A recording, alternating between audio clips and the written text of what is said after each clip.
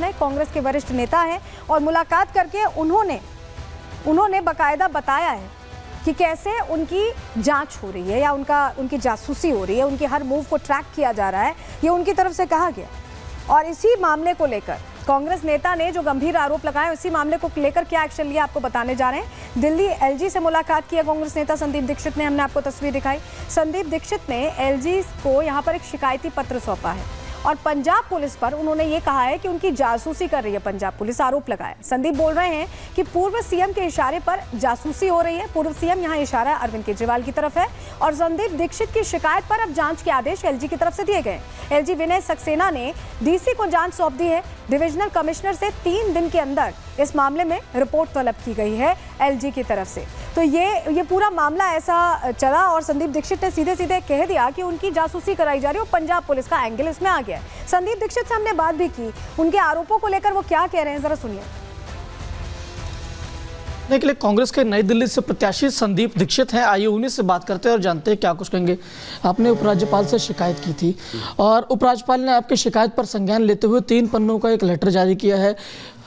Delhi police और divisional commissioner से उस पूरे मामले को लेकर जांच की बात भी की। किस तरीके से देख रहे हैं आप? देखिए, अच्छा है, मैं धन्यवाद करता हूं एलजी साहब का। मैंने पूरे डिटेल नहीं देखे हैं पत्र के, लेकिन आप लोगों से पता चला क्योंकि हम लोग कैंपेनिंग में बिजी हैं। देखिए, पहला पत्र मैंने ये लिखा था कि इन्होंने एक महिला सम्मान योजना अनाउंस की और एक वायदा किया कि हम जीतेंगे तो हम 2100 रुपये देंगे। ठीक है, कोई भी पार्टी वायदा करे, कौन ऑब्जेक्ट कर सकता है? भाई आप वायदा करो, हम अपने वायदे करेंगे। वायदे करते करते हम लोगों ने इनसे ये सवाल पूछा कि इसी तरीके का वायदा तो आपने पंजाब में भी किया था, वहाँ की महिलाओं को भी किया था। 3 साल से वहाँ तो चवन्नी भी नहीं दी, तो क्या भरोसा है कि आप दिल्ली में भी धोखा नहीं देंगे? ठीक है, ये भी हमने कहा कि हमारी तो जो सरकार है उसने तो दक्षिण के राज्यों में ये सम्मान निधि दी है, तो कांग्रेस तो जो कहती है वो करती है। कुछ जगहों पे बीजेपी ने भी दे दी है। ठीक है, आप क्यों नहीं दे पाए? आप जब पंजाब में नहीं दे पाए तो दिल्ली में कैसे भरोसा करें? फिर आतिशी जी ने और केजरीवाल जी एक दिन एक मंच पर आए थे, जहाँ बड़ा भाषी उन्होंने एक अनाउंसमेंट किया और उसमें यह कहा कि हमारी एक स्कीम है जिसमें हर महिला की जेब में 1000 रुपया महीना आएगा। तो देखिए, पंजाब में जो स्कीम चल रही है उसको लेकर भी प्रश्न संदीप दीक्षित खड़े कर रहे हैं और पंजाब पुलिस पर ये आरोप लगा रहे हैं। लेकिन इस बीच एक और तस्वीर जो चर्चा में है, ये तस्वीर देखिए। प्रवेश वर्मा के घर भीड़ पहुंची है, महिला कार्यकर्ता है ये आम आदमी पार्टी की, क्योंकि प्रवेश वर्मा अभी कुछ दिन पहले 1100 की मदद राशि दे रहे थे अपने एनजीओ से और तब आम आदमी पार्टी ने इसे कैश फॉर वोट की बात कही थी। और अब आम आदमी पार्टी की महिला कार्यकर्ता पहुंची हुई है और सीधे सीधे पहुंचकर वो ये मांग रख रही हैं कि उनको भी वो राशि दी जाए, ये उनकी तरफ से कहा जा रहा है। पूरा मामला क्या है, क्यों पहुंची, चलिए जानकारी आपके सामने रख रहे हैं। आम आदमी पार्टी की महिला कार्यकर्ता प्रवेश वर्मा के घर पहुंची, कैसे प्रदर्शन कर रही थी, हमने आपको तस्वीर दिखा दी। प्रवेश वर्मा के घर का इन्होंने घेराव किया और महिला कार्यकर्ताओं ने 1100 रुपए की मांग की है, जो मदद राशि प्रवेश वर्मा दे रहे थे। अगर पैसे बांट रहे हैं तो सभी को दें, आम आदमी पार्टी की महिला कार्यकर्ताओं की तरफ से कहा गया। और जवाब में प्रवेश ने प्रदर्शनकारियों का स्वागत भी किया, उन्हें चाय, कॉफी और बिस्किट की पेशकश की, उन्हें चाय नाश्ता कराया। प्रवेश वर्मा बिल्कुल भी नाराज नजर नहीं आए उनके पहुंचने से और यहाँ पर खुश भी दिखाई दी और उनकी तरफ से बाकायदा चाय नाश्ते का इंतजाम किया गया। यानी प्रवेश वर्मा क्लियर मैसेज, पहले भी जब पैसे को लेकर ये बात कही जा रही थी कि कैश फॉर वोट का मामला है, तब भी उन्होंने कहा था कि हमारी जो संस्थान है, जो एनजीओ है, उसने मदद की है और हम मदद करते रहेंगे। अभी कोई आचार संहिता लागू नहीं है और अभी भी वो स्वागत ही कर रहे हैं। प्रवेश वर्मा ने कैसे सफाई दी इस पूरे मामले पर, वो भी सुनिए। अरविंद केजरीवाल कह रहे हैं कि आम आदमी पार्टी की जो योजनाएं हैं ये रोकना चाहते हैं और एलजी केंद्र की सरकार के इशारे पर काम कर रहे हैं और बीजेपी पूरी तरीके से घबराई हुई है कि दिल्ली चुनाव हारने की वजह। योजना है कहाँ? योजना लेके तो आइए।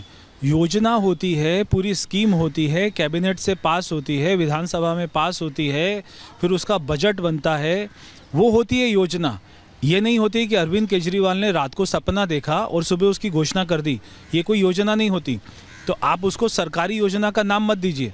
अगर आपको अपनी पार्टी की योजना चलानी है तो उसका नाम दीजिए, मगर सरकारी योजना का नाम देकर आप ऐसे प्राइवेट लोगों के द्वारा इतना बड़ा साइबर फ्रॉड करने वाले हैं, इतना बड़ा लोगों को ठगने वाले हैं, उनके अकाउंट के अंदर में घुसने वाले हैं, तो इससे बड़ा भ्रष्टाचार क्या होगा? तो चलिए, चुनाव से पहले तनाव का दौर दिल्ली में चल रहा है और ऐसे में जांच के आदेश दे दिए। अगले सेगमेंट की ओर बढ़ते हैं और अब बात करने वाले हैं संभल में जो हो रहा है या जो फैसले लिए गए हैं उसका क्या असर होगा, अब बात उसकी।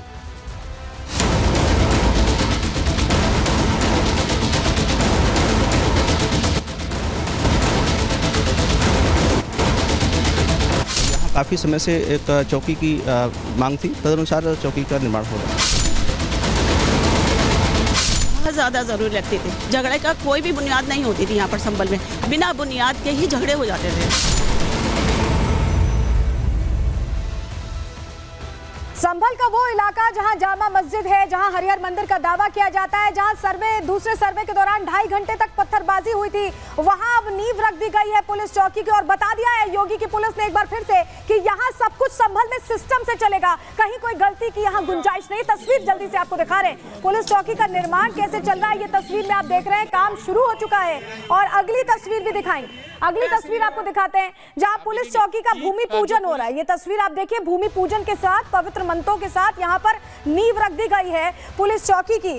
और संभल में इस वक्त पुलिस चौकी की नींव जो रखी गई है, ऐसा क्यों करना पड़ा ये हम आप जानते हैं कि पत्थरबाजी जैसे हुई थी, ऐसे में कैसे हालात हो गए थे। अब जानकारी आपके सामने रख रहे हैं, अपडेट संभल का। संभल में हिंसा के बाद से सुरक्षा और कड़ी कर दी गई है। जामा मस्जिद के बाहर पुलिस चौकी का निर्माण हो रहा है, तस्वीर हमने आपको दिखाई। सुरक्षा के लिहाज से ये पुलिस चौकी बनाई जा रही है। इस इलाके में अक्सर तनाव का माहौल रहता है और हिंदू समुदाय के लोग पहले आने में भी डरते थे, लेकिन अब मंदिर आ जाने के बाद लोग पहुंच भी रहे हैं। पुलिस चौकी बनने से सुरक्षा यहां पर कड़ी रहेगी। अराजक तत्वों पर पुलिस की पैनी नजर 24 घंटे रह पाएगी और ऐसे में कानून हाथ पे लेने वाले लोग नहीं बचेंगे, ये सुनिश्चित किया जा रहा है। और पुलिस चौकी बनने से इलाके के लोगों में काफी खुशी भी दिख रही है, क्योंकि ये अपने आप में बहुत बड़ा स्टेप है। और हमारे सहयोगी जतिन ने रिपोर्ट तैयार की है, इसी से जुड़ी आपके सामने रखते हैं।